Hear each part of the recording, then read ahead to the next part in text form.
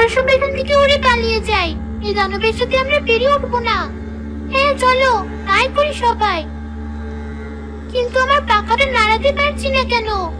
আমিও তো পারছি না।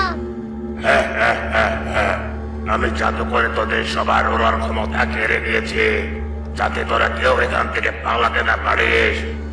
এই দানবটা দেখছি কথাও বলতে পারি। আমরা যেহেতু এখন উঠতে পারছি না, পরিমাণ না আসার আগ পর্যন্ত ওর সাথে লড়াই করা ছাড়ার কোনো উপায় নেই। ঠিক বলেছিস তুই। ওদের সাথে লড়াই করার জন্যই আমার এখানে আসা। ওদেরকে ধরে আমার রাজ্যে ফিরে যাবো আমি। এরপর অন্য পরীরা তোদের ক্ষতি হওয়ার ভয়ে আমার কাজে বেকার ঘটানোর সাহস পাবে না। গোলাপি পরি, তুমি বলো আমরা এখন কি করব? আমরা সবাই আমাদের হাতের তীরগুলো দিয়ে দানবকে আক্রমণ করব এখন। তোমরা সবাই তৈরি তো? হ্যাঁ, আমরা তৈরি। এখন তীরগুলো ছুড়ো।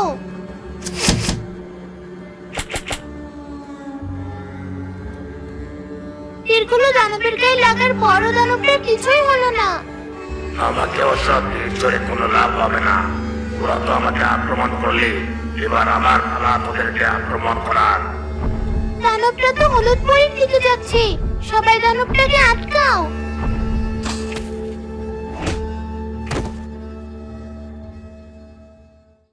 আমরা দেরি করে গেছি বোধহয়।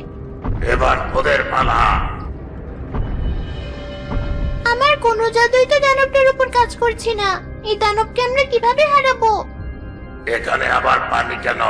আর একটু হলেই তো আমার পায়ে লাগতো। তোমরা একটা জিনিস লক্ষ্য করলে?